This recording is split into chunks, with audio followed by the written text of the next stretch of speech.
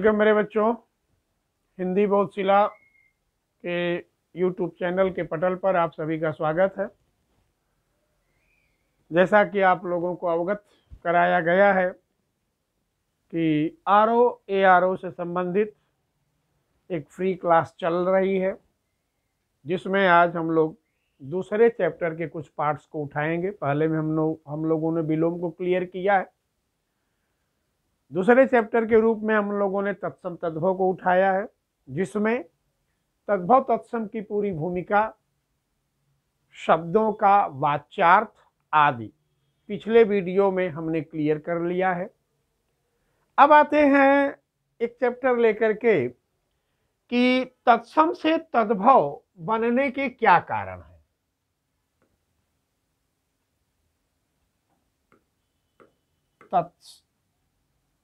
तत्सम होगा ना, तत्सम से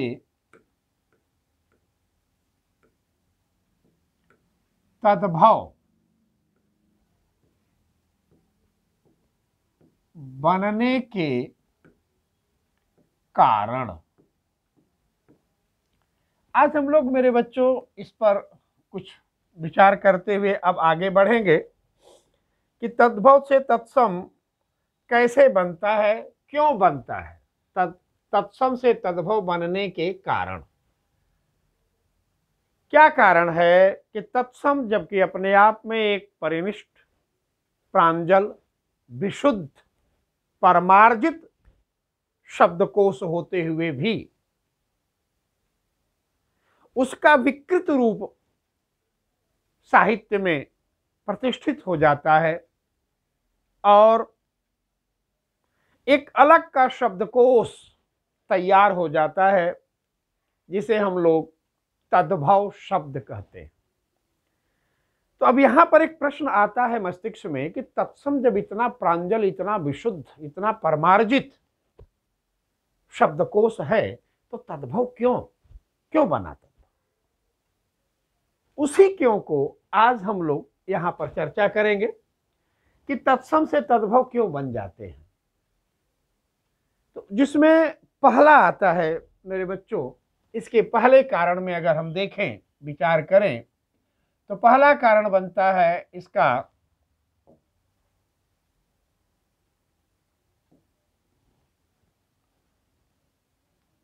व्याकरण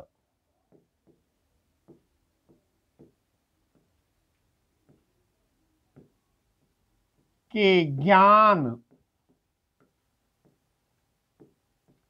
का अभाव। ये पहला कारण है। तत्सम से तद्भव बनने का ये पहला रीजन है कि व्याकरण के ज्ञान का अभाव होना। ठीक है ना, व्याकरण के ज्ञान का अभाव होना। लीजिए हम इसको और बढ़ा देते हैं। ये पहला कारण है। अब ऐसा क्यों? क्योंकि मेरे बच्चों अगर ध्यान से आप देखोगे तो भाषा का व्यवहार हर पढ़ा लिखा, अनपढ़, गंवार, नागरिक, हर व्यक्ति करता है भाषा का व्यवहार। लेकिन उस भाषा के व्याकरण का जो ज्ञान है वो कुछ चंद लोग ही जानते हैं। आपको मैं पिछले वीडियो में भी इसकी चर्चा किया हूं कि विश्व के किसी भी भाषा क्षेत्र में जाओगे, वो विश्व की कोई भी भाषा क्षेत्र होगा, उसमें आप देखोगे तो ज्यादा से ज्यादा 5 से 7% लोग ही उसके व्याकरण को जानते हैं। बाकी लोग जो हैं बिना व्याकरण के ही भाषा का व्यवहार करते हैं।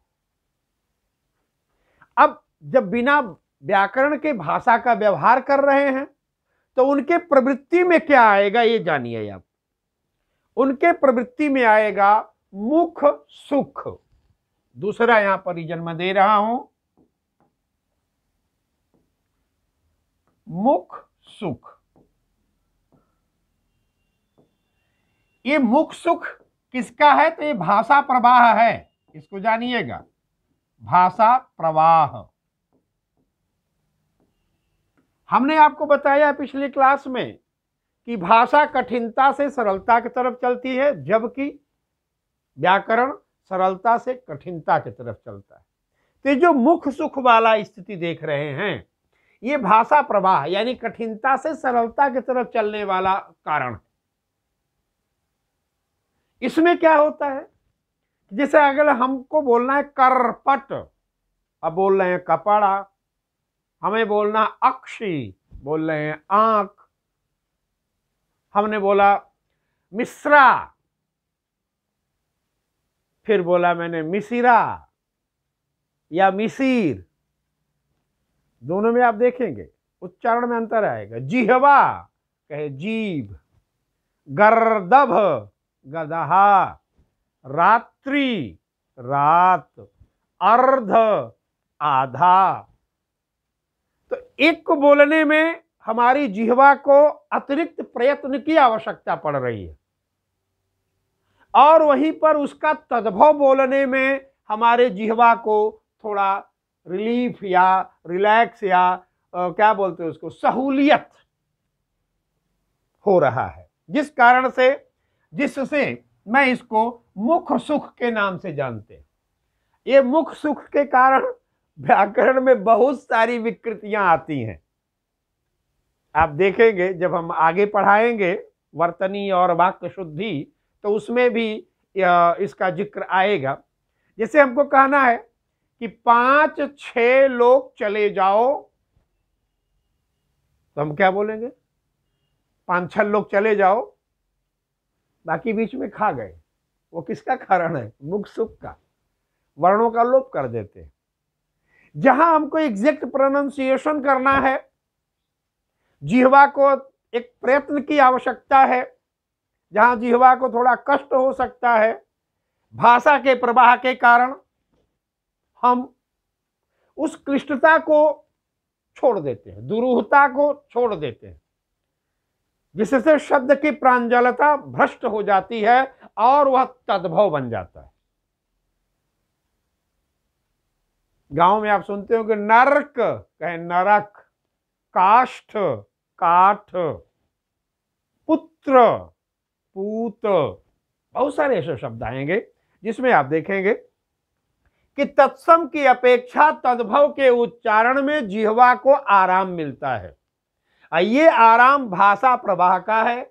जब 95% लोग, ये 95% लोग जब व्याकरण से रहित हैं, तो निश्चित तौर से भाषा के प्रवाह में प्रवाहित होंगे और एक प्रांजल शब्द के कठिन उच्चारण के स्थान पर एक सरल उच्चारण हेतु शब्द में विकृतियां ला देते हैं।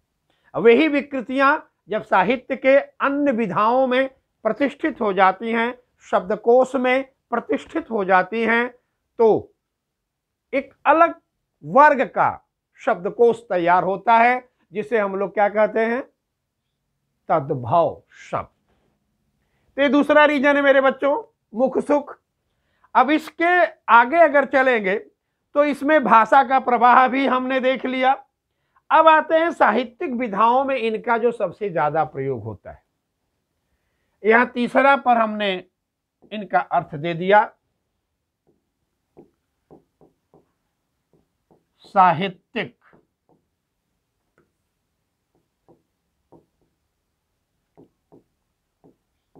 विधाओं में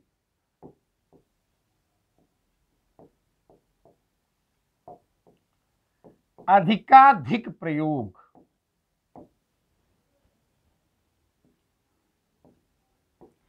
देखो मेरे बच्चों, हमने यहां पर भी आप लोगों को बताया है, इस पर फिर से हम चर्चा कर रहे हैं, इसे आप गौर से देखिए। ये जो हमने यहां आपको निकाल के दिया है, इस पर आप विचार कीजिएगा। अब यहां पर पुनः हम इसी चीज को टेकअप करते हुए आपसे प्रश्न कर रहे हैं कि ये बताइए कि जब शुद्ध बोलने वालों की संख्या केवल 5% है और अशुद्ध बोलने वालों की संख्या 95% है, तो जो हमारी साहित्यिक विधा है, अब इस विधा में अगर आप गौर से देखेंगे तो इस विधा में आपका नाटक, उपन्यास, कहानी, लोकगीत,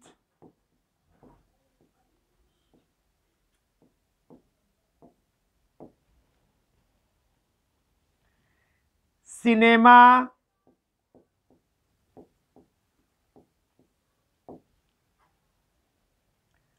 अखबार,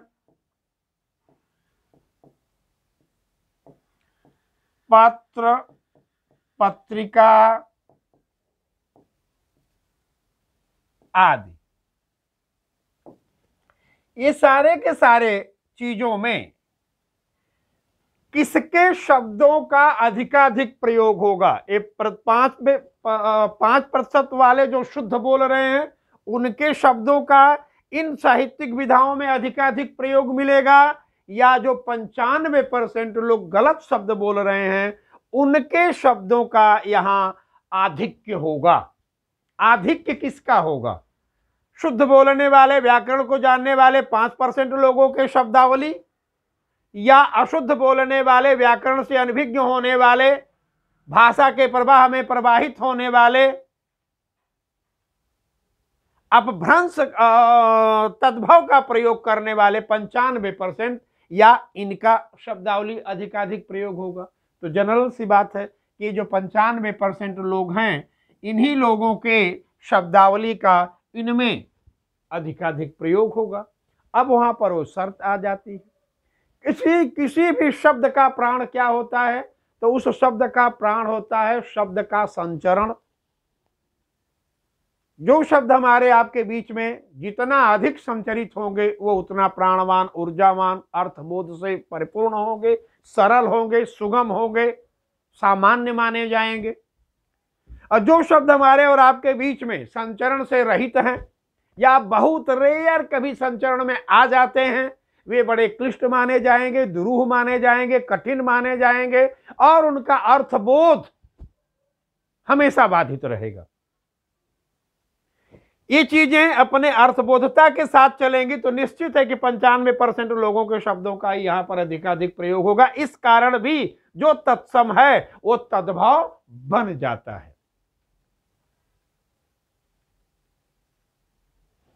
तो ये जो हमारे सामने रीजन्स आ रहे हैं मेरे बच्चों, कि व्याकरण के ज्ञान का जो अभाव है, मुखसुक की जो प्रवृत्ति है, साहित्यिक विधाओं में जो इनका सबसे ज्यादा प्रयोग होता है। और तीसरा, चौथे स्थिति में हम आते हैं मेरे बच्चों,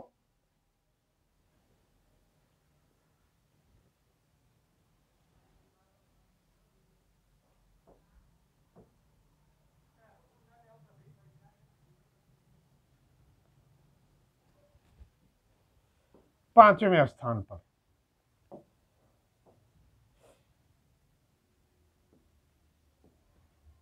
यह आता है कि शब्दकोश में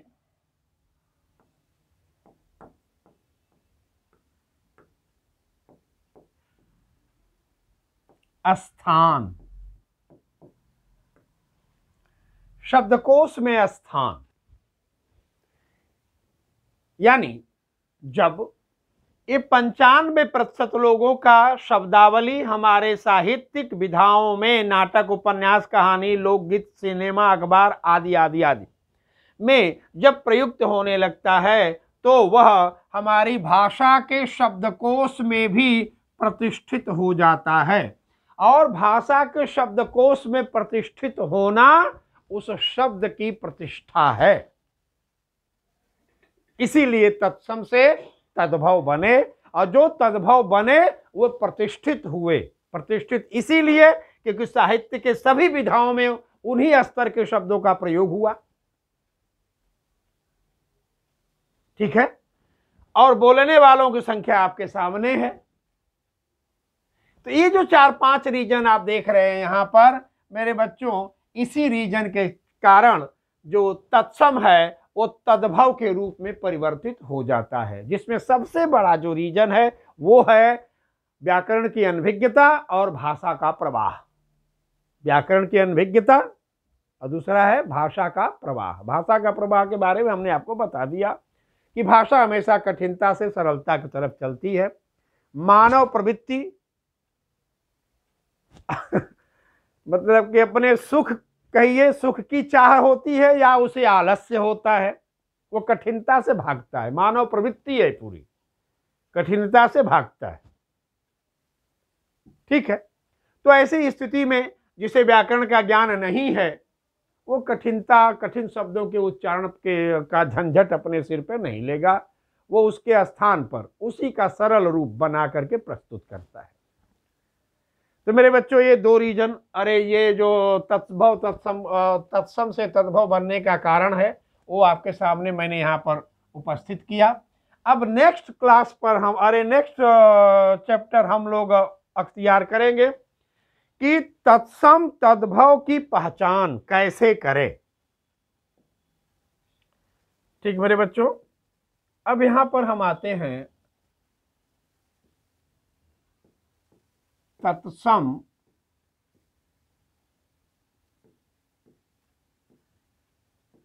तद्भव की पहचान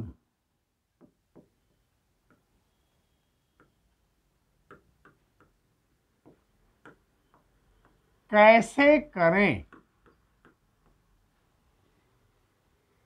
ये हम लोग अब नेक्स्ट टॉपिक पर आ रहे हैं कि तत्सम तद्भव की पहचान कैसे करें, क्या हमारे पास तरीका है, क्या ट्रिक है।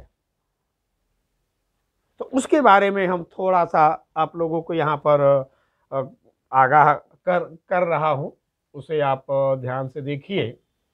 हमने यहाँ लिख दिया तत्सम, यहां लिख दिया मैंने तद्भव। कैसे पहचानेंगे? ठीक है, अब आप यहां पर ध्यान से देखिएगा कि तत्सम में, यहां पर अब हम लिखना शुरू कर रहे हैं कि तत्सम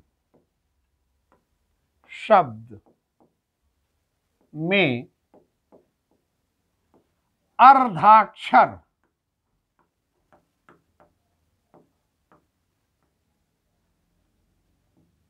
की बहुलता होती है।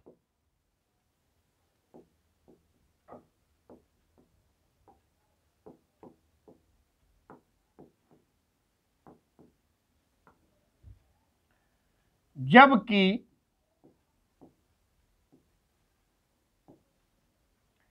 तद्भव में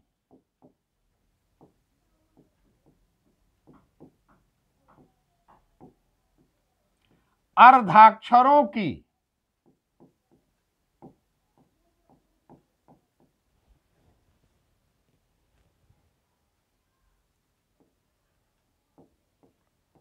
अभाव होता है।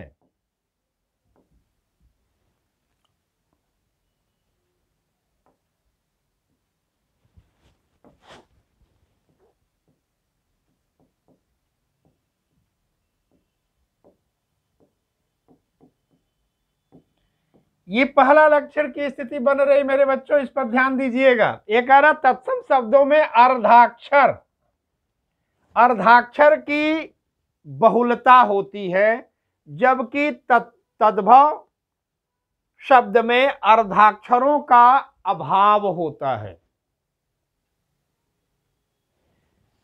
इनको ध्यान दीजिएगा। जैसे हम कोई भी शब्द आपके सामने, अभी मैं एग्जांपल भी इसका दूंगा, आप उठाइए जैसे नर्क, तो नरक, तो उसमें भी अर्धाक्षर, नर्क में अर्धाक्षर है र। काष्ठ में श अर्धाक्षर है, काठ में कोई अर्धाक्षर नहीं है। दुग्ध में ग अर्धाक्षर है, जबकि दूध इसमें कोई अर्धाक्षर नहीं है।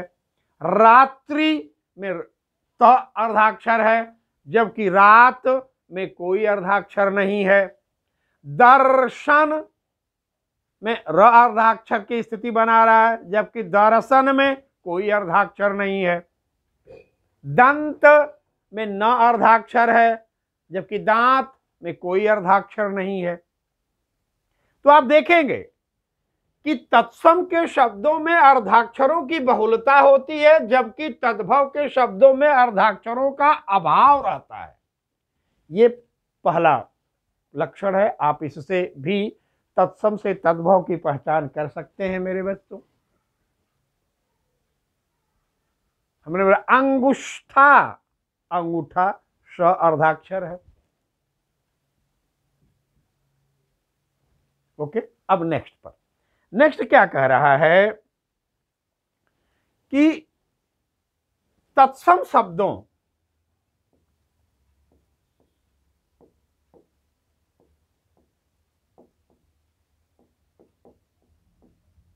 के उच्चारण में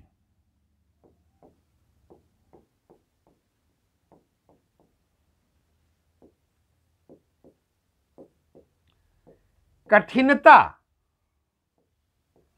आती है,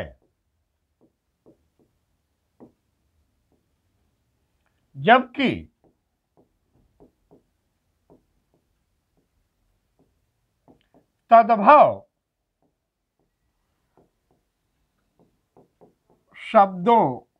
शब्दों के उच्चारण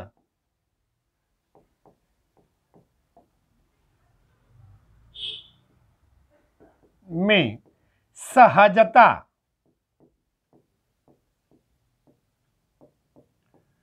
का भान होता है। आप इनका उच्चारण करके देखिएगा।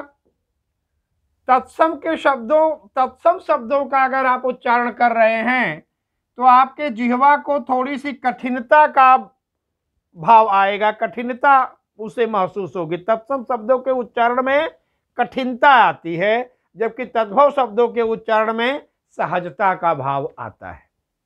किसी भी शब्द को आप उठा करके देख सकते हैं, उसको आप बोल सकते हैं।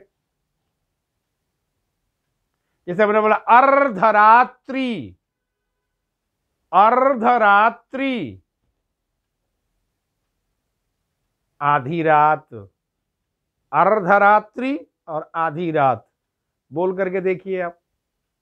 दोनों में आपको उच्चारण में बहुत ज्यादा अंतर महसूस होगा।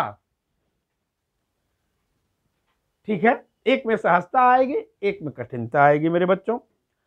तो तद्भव तत्सम का ये दूसरा पॉइंट आया। तीसरे पॉइंट पर हम चल रहे हैं मेरे बच्चों। तीसरा पॉइंट ये कह रहा है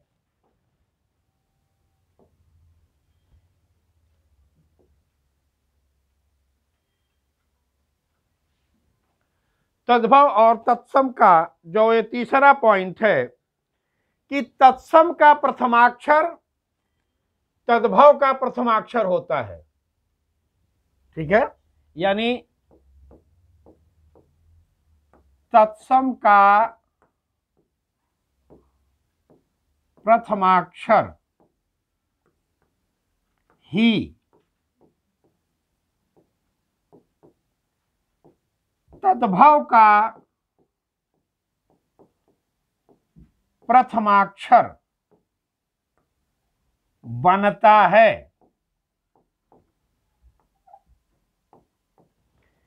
ये नेक्स्ट पॉइंट है कि जो तत्सम का प्रथमाक्षर होगा वही तद्भव का भी प्रथमाक्षर बनेगा।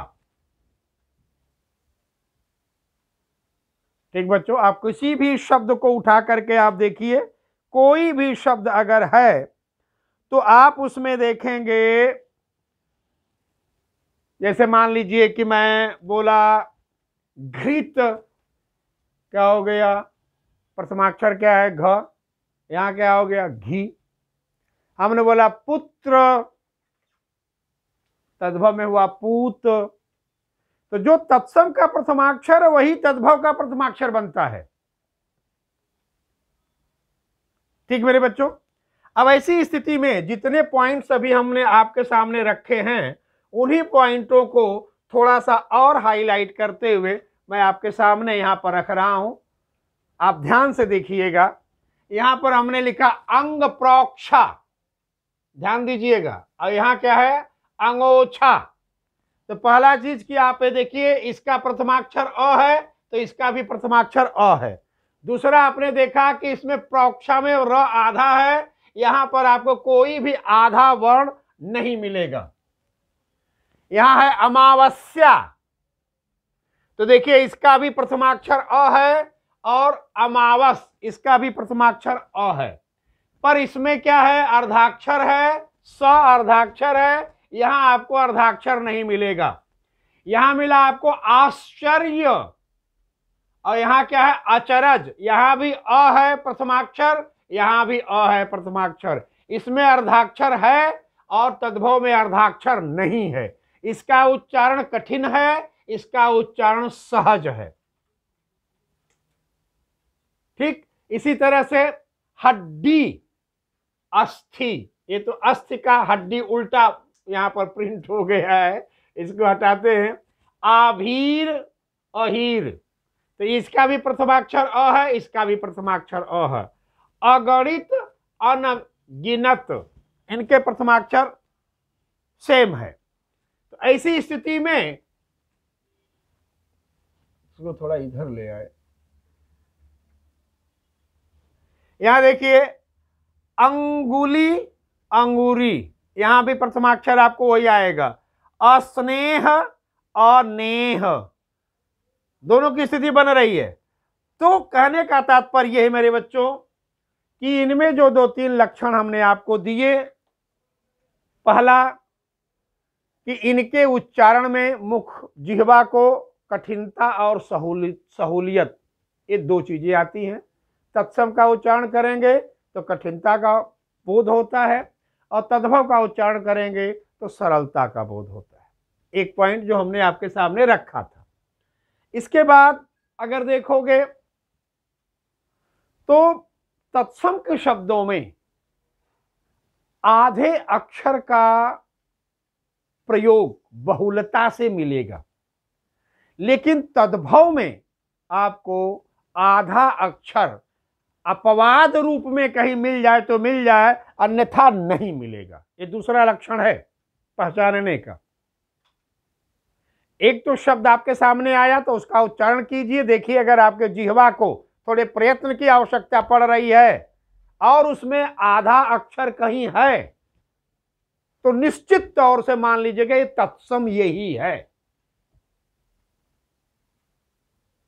ठीक मेरे बच्चों, तो तद्भव तत्सम की जो पहचान है वो यही कि एक तो उच्चारण करने में कठिनता आएगी, तद्भव के उच्चारण करने में सहूलियत आएगी। दूसरा, तत्सम में अर्धाक्षर होगा, तद्भव में अर्धाक्षर नहीं होगा। तत्सम में थोड़ा जिह्वा को अतिरिक्त प्रयत्न की आवश्यकता पड़ेगी, तद्भव में जिह्वा को सहूलियत होगी। ये तमाम चीजें हमने आपके सामने रखा। अब इस पर आप गौर कीजिए, देखिए, विचार कीजिए। अब रह गया इसके बाद आगामी जो हमारी क्लास स्टार्ट करेगी, इसमें हम आपके सामने लेकर के आएंगे अभ्यास। लास्ट वाला पॉइंट होगा अभ्यास का।